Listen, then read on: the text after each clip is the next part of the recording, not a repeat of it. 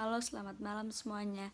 Nama saya Valencia Ernesta P, NIM 2020 410061, semester 3, Fakultas Ekonomi Prodi Manajemen, mahasiswa Universitas Flores.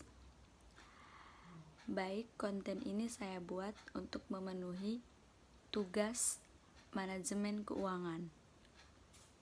Langsung saja saya jelaskan perbedaan dari manajemen keuangan, manajemen pemasaran, dan manajemen sumber daya manusia.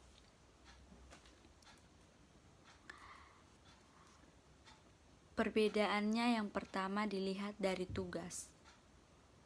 Tugas manajemen keuangan yaitu mengkoordinasikan pengontrolan dana perusahaan. Yang kedua, merencanakan dan mengembangkan sistem keuangan perusahaan. Yang ketiga, memastikan jalannya efisiensi kerja perusahaan. Yang keempat, bertanggung jawab menjaga pengelolaan pajak perusahaan. Dan yang kelima, mengelola fungsi akuntansi yang ada. Selanjutnya, tugas manajemen pemasaran. Yang pertama, memenuhi kebutuhan konsumen, merencanakan produk, menetapkan harga, merencanakan promosi, merencanakan proses distribusi, melayani konsumen, dan mengatur kerjasama antar sales. Sedangkan tugas manajemen sumber daya manusia yaitu menganalisa kebutuhan terhadap tenaga kerja, pengadaan tenaga kerja baru, atau juga termasuk pemasangan dan pengumuman lowongan kerja, wawancara, tes, serta pengelolaan kontrak kerja, dan pengembangan kemampuan serta orientasi tenaga kerja. Perbedaan berikutnya dilihat dari tujuan. Yang pertama, tujuan manajemen keuangan. Tujuan manajemen keuangan yaitu memaksimalkan keuntungan. Jika dalam kebijakan yang tepat, maka manajemen keuangan dapat memaksimalkan keuntungan dalam jangka panjang. Yang kedua, menjaga arus kas. Dalam bisnis, tentu ada uang masuk dan uang keluar.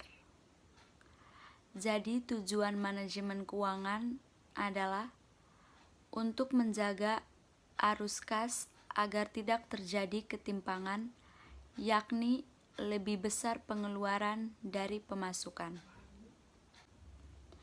Yang ketiga, mempersiapkan struktur modal. Dalam mempersiapkan struktur modal, maka manajer harus menyeimbangkan pembiayaan yang dimiliki dengan dana yang dipinjam oleh perusahaan. Yang keempat, memaksimalkan manfaat keuangan perusahaan. Manajer keuangan akan mengawasi penggunaan uang perusahaan.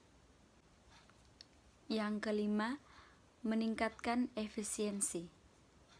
Dalam menjalankan bisnis, maka efisiensi perlu diperhatikan.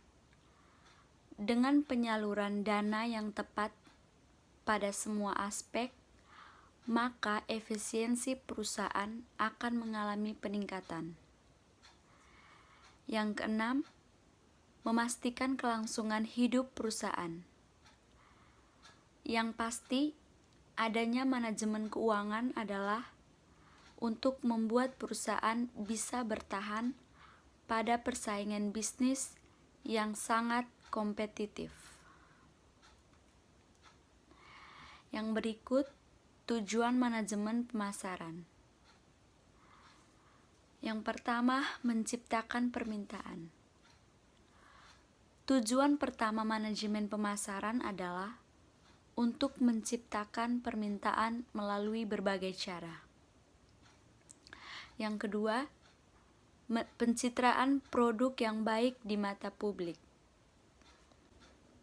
Yang ketiga, pangsa pasar atau market share,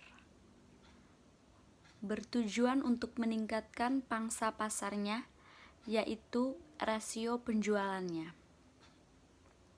Yang keempat, peningkatan keuntungan.